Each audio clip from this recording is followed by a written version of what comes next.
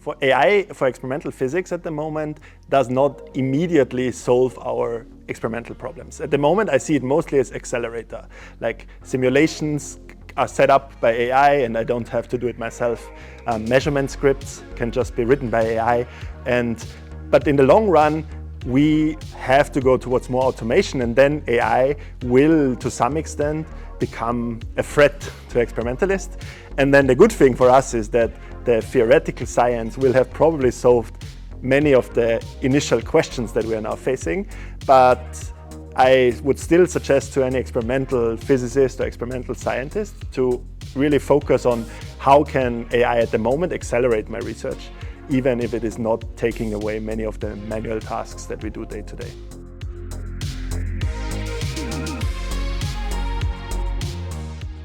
Some people I meet are afraid of AI taking away part of their probably even identity and job.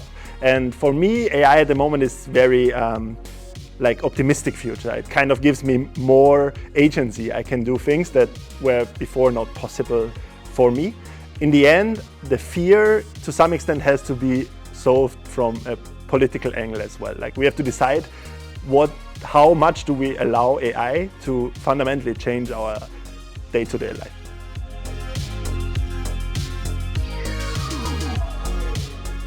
Now asking themselves, should I still do a PhD? Is it worth the 3 years, 4 years of investment in hardcore work where sometimes you're frustrated or sometimes things don't work out? And I think this is exactly the reason why a PhD is still worth it, because you can focus on a problem that excites you, a problem that is fascinating, that perhaps nobody has solved before, and then really try to find the point where you're at your limit. And I think finding this limit makes you better, or it forms you as a person. And this, I think, is why you should do a PhD.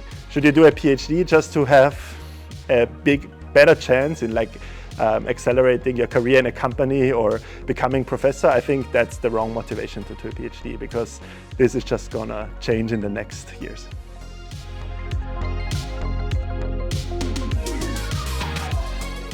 Some people are putting AI on their papers as co-authors, as a joke. And I think that's not a good strategy, because in the end, AI is a tool and science is something we do for humans. Science is something we do for humanity in that sense.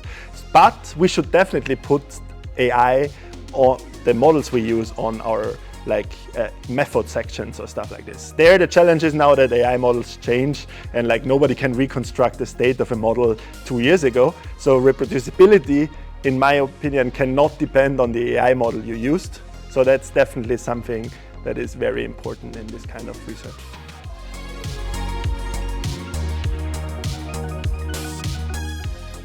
So if people ask if they need to use AI to have an advantage, I usually tell them yes. Because nowadays, if you don't use the internet, but you always go to the library to look up papers, it's just not, your progress will be so much slower. And we see this acceleration in science that came through the computer, through the internet. And I think we will see an even bigger speed up now coming with AI. Comes with a lot of challenges. We need to filter better. There will be a lot of trash in science in the future because it's so low bar to create results. But if you completely ignore AI, it's going to be a very challenging future ahead.